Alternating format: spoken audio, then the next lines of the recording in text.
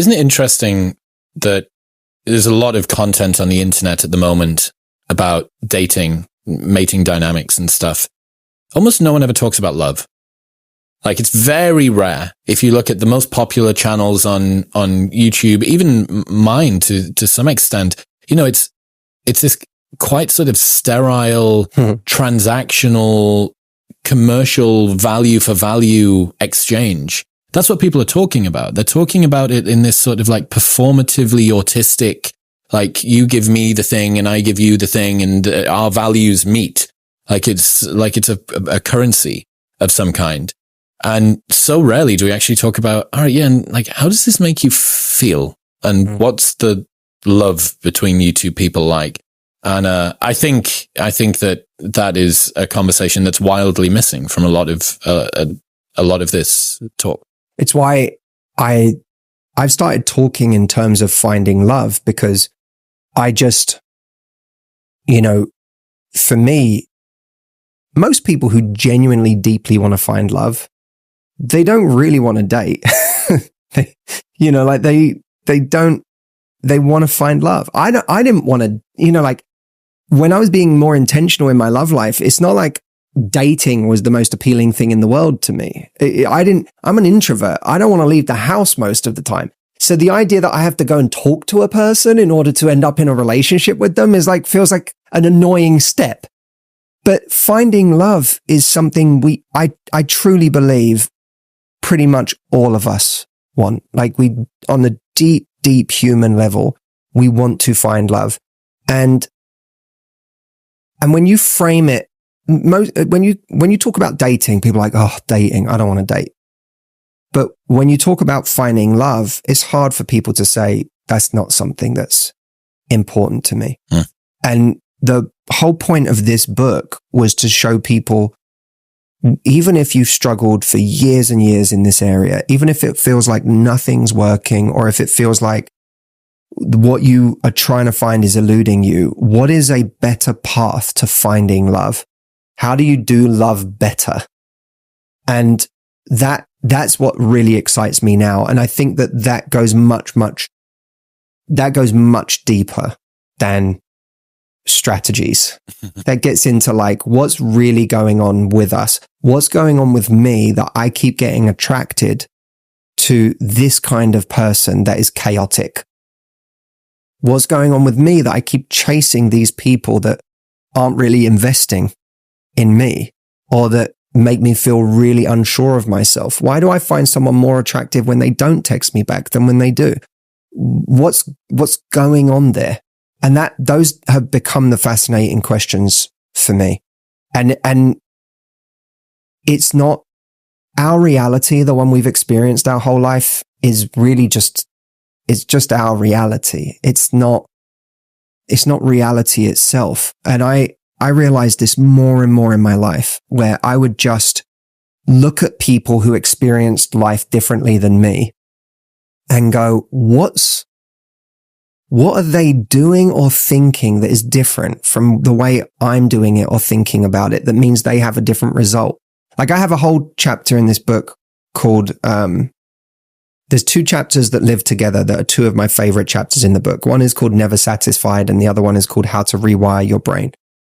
And there's a part of the chapter on Never Satisfied where I talk about the reasons why we keep getting drawn to things that hurt us. Why do we?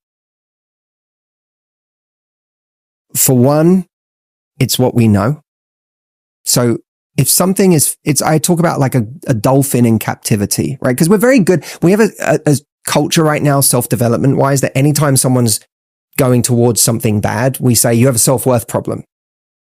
But that's a bit reductive, because if a dolphin in captivity learns that in order to get fed, it has to do backflips, jump through hoops, and swim up to humans, and then it gets released into the ocean and it starts doing backflips for food in the ocean, or it starts swimming up to fishing boats, we wouldn't say that dolphin has a self-worth problem. We would say the dolphin is just repeating what it learned in the tank. It's just familiar. So a big part of what we're doing is just familiar to us. And it becomes, you know, that classic kind of self-development idea. The race car driver says, Mario Andretti said, if the key to race car driving is don't look at the wall. Your car goes where your eyes go. And when we realize that whatever we've come to expect of life becomes our wall, it becomes the thing we keep driving into because it is what we know. I tell a story in the book about I grew up with a childhood that wasn't, like I worked in a nightclub from the age of 13. So like it was, my dad owned a nightclub when I was a kid. So that was like, not okay for me to be doing that, but I was doing that. And I used to experience a lot of like, it wasn't a night, like I don't want anyone picturing like a nice nightclub. It wasn't like this wasn't like a glamorous Vegas style. This was just a grotty, rough club back in a local part of England. And it was rough. And, people would get in fights and they get thrown out in nasty ways. And it put me on edge a lot, especially at a young age. And even in, my own family, I was, I have an interesting family and, I was around certain things, and it created a kind of hypervigilance in me that really stayed with me. I didn't really lose it. I never really felt safe. So for me, going into a room, I was always scanning for threats. I was always scanning for where's the trouble going to come from. And I remember being out with my two brothers. We were in a little tiny bar in Japan, and my brothers are having a great time. They're just chill. One of them's singing like Hey Ya on the karaoke machine and just like belting it out and carefree. And I'm like looking, I'm like hyper vigilant. I'm having fun, but I'm also like constantly kind of a little bit on guard. And there was a Western guy who just kept staring at my brother nonstop. And it got to the point where I created a whole story in my head and went up and confronted the guy. The guy hadn't even done anything yet, but confronted the guy, and instantly it was, like the bartender came around and no, like it was all fine. But I remember my brother saying to me, "What are you doing?" And me going, what do you mean? So what are you doing? I was like, well, you don't understand. This is a whole thing. In my head, it was like the scene had already happened. It's like, no, he was about to, and then this was going to happen. And I remember thinking to myself, how do my brothers survive when I'm not around? Meanwhile, by the way, my brothers are both bigger than me. One of them's 6'3", the one's 6'2", the other's 6'4", both capable of taking care of themselves. But in my mind, I was like, how are they not constantly getting in trouble when I'm not around? But it's because that, for me, that trouble was my wall. And everywhere I would go, I would like look for where's the potential problem? Where's the trouble coming from? And they weren't looking for that. Yep. And it's not that trouble's not around. It's not that bad characters aren't around, but they're not focused on them. So those things don't find them. They're not even locking eyes with those things. But I'm the one locking eyes because I'm the one looking for where's the threat. Vigilant.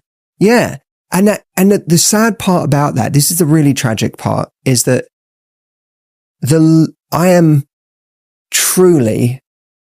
I have zero interest in trouble. All I want is a peaceful, lovely time with people I love. That's all I ever want. But there's something so tragic about precipitating the exact thing that you want less than anything, which is a fight, confrontation, aggravation. And when you look at people's love lives, it's the same thing. Everyone has their wall and keeps crashing into that same wall. I keep dating people that cheat on me. I keep dating people who end up ghosting me. I keep dating people who end up being narcissistic in their tendencies, or who don't invest in me, or take advantage of my good nature, or you keep driving into that wall. And helping people to reprogram themselves away from that, I think, is one of the most important things we can do. Rarely does something come into my life that I immediately feel I couldn't live without. But one of those things that has come into my life in the last couple of years is the Big Ask Calendar. This is a calendar that allows you to look at your entire year at a glance. And that's great for me because although I've always been good at planning my days or my weeks, I'm very bad at planning my entire year in a way that actually makes sense. I like to do a lot of things. I'm prone to over-cramming things. This visual representation of the year is what I needed, and maybe you do too. It comes with colored stickies that you can use to plan trips and events. It comes with pens that you can rub out because they're dry erase pens, so if you don't want to set something in stone yet, you don't have to. It is something that I have gifted to like 9 different people in my lives, and every single one of them can't believe they didn't have it before. I love this product so much that I reached out to my dear friend Jesse Itzler, who invented this calendar, and asked him for a discount for all of you. So if you go to thebigaskcalendar.com at checkout, use the code LOVELIFE and you'll get 10% off everything in store. I promise you, you will thank me for this. You will not look back, and you'll have one every year from now on. Thebigaskcalendar.com is the link. Use the code LOVELIFE at checkout for our exclusive discount. So you're looking for partners that feel familiar, not necessarily partners that feel loving. Yeah, not ones that will make you happy. Partners that feel comfortable, and comfortable is confused with happiness. It's not. Comfort can be misery, but when you know your way around it, there's something, you at least know the territory. Yep. And I think that this is why when I was coming up, I never used to understand fear of success. I understood fear of failure, but I didn't intuitively understand what was meant by fear of success. And these days, I'm like, it's all just fear of the unknown. It's all just fear of being somewhere you're not comfortable. It's actually the same thing. I've always had fear of success. I told myself I didn't. Like fear of success isn't something I understand. The truth is, I've always been afraid of success. Anytime I step into a domain that's new to me, where things get a little bigger than I've experienced before, or a little more like, oh God, I immediately get uncomfortable because it's just unexplored terrain. The same way that if you sink too far down, that's unexplored terrain as well. You're like, this isn't me. I've never sunk this low before. And you get afraid of that, but it's all just domain you don't know. And I think so much of life is, how can I make what is deeply unfamiliar to me something that becomes home to me? And sit with it for long enough that it eases up. And so much of finding the right kind of love is that you will find that there are certain aspects of healthy love. If you've been constantly gravitating towards unhealthy love, or unhealthy attraction, there'll be aspects of it that feel alien to you. How do you become more comfortable with the alienness? Well, first, connect with the pain that the other has brought you. I think that's really important, is you don't have to believe something better or more exists for you. You just have to know, I can never do that again. And I always encourage people to say to themselves, what was missing the last time you were with someone in an unhealthy dynamic? What was missing that made you miserable? And you might have been white knuckling it, trying to cling on for dear life, trying to make it work, and telling yourself it was the most important thing in the world and you'd die if you lost it. But when you were in it, what were you missing that also made it hell to be in? And for a lot of people, it's, let's say I never felt safe with this person. Like I constantly was made to feel like I wasn't good enough, that I didn't match up, that this person might be out the door at any minute, or I just constantly felt insecure because they never showed up the way I was showing up. When you connect with how bad that made you feel, hold on to that and take that with you, because you don't need self-belief if you have necessity. If it hurt if you don't need, If I put a flame to your hand right now, you wouldn't need self-belief to take your hand away. I can't keep my hand there. It's going to burn. It's the same in love. If in relationships, what has caused you so much pain that you can never be in a situation like that again? That's the starting point. Make change necessary. You don't have to get more confident. Just make it necessary. And the next thing is decide the path that you actually want to be on. And one of the quickest ways to decide the path you want to be on is figure out what was missing last time. Okay, that's going to have to be up there with the most important things I look for next time. No matter how sexy or fun or seductive or impressive or charismatic or whatever it is someone is, if I don't find this quality or this value or this way of that they interact with me, none of that matters. It's all irrelevant. It's worthless without that thing. And you stay with that truth, even when it feels uncomfortable. And also, I believe you have to give your nervous system time to adjust. Because it's not, if you take a drug addict and on the day they quit, you ask them to sit and appreciate a sunset, it's going to mean nothing to them. It's going to feel like the most boring thing in the world because it can't compare. How can the gorgeous beauty, the understated, like transcendent, existential, connected, awe-inspiring beauty of a sunset compare to just this crazy high that someone was on yesterday? It's not the same thing. So a huge part of it is telling ourselves it's not, I can't chase that thing in this thing because it's not the same feeling. It's a different kind of feeling. It's ultimately going to be much better. It's going to bring much more peace, much more happiness to be with a healthy person, to be in a place where you feel safe, to be in a place where you feel truly seen, to feel in a place where you feel at home, to be with someone who accepts you. But for a while, your nervous system might not respond to that because it's so used to the drug of the other thing. And that takes time for your body to adjust. Leave me a comment on this video before you go. I love hearing from you. And by the way, if you're watching this and you really want to find love and you see other people around you pairing off and finding what you've been looking for a long time, and you're feeling like, when's it going to be my turn? How might I be getting in my own way?